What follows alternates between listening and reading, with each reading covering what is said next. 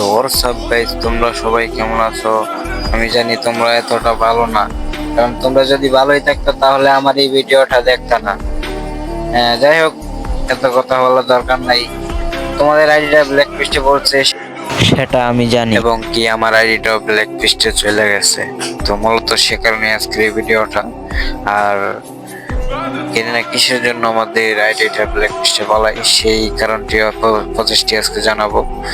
তো আমাদের টিমে যখন হ্যাকার পড়ে তখন আমরা হ্যাকারদের সাথে খেলাই, কি তাদেরকে এমবেড করে দু এক ম্যাচ খেলাই। তো মূলত সে কারণে গ্রিন আমাদের আইডিটা ব্ল্যাক লিস্টে পালায় দেয়। আর আমাদের টিমমেটে যখন ম্যান পরে যখন খেলা পারে না তখন আমরা গালি দিয়ে ওদেরকে রিপোর্ট মেরে দিই।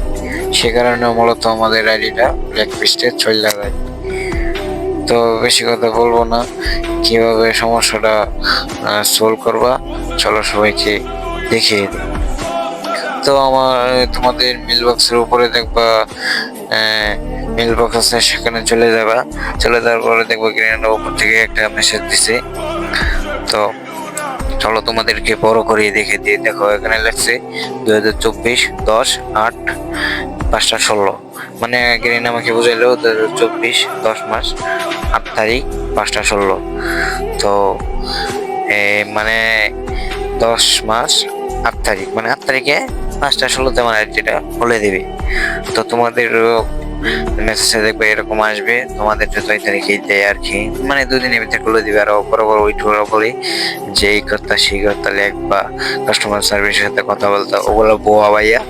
আমি যে ভিডিওটা দিছি সবাই এই ভিডিওটা দেখবা, তাহলে নিশ্চিন্তে মুক্ত থাকবা। সো আজকের ভিডিও পর্যন্তই।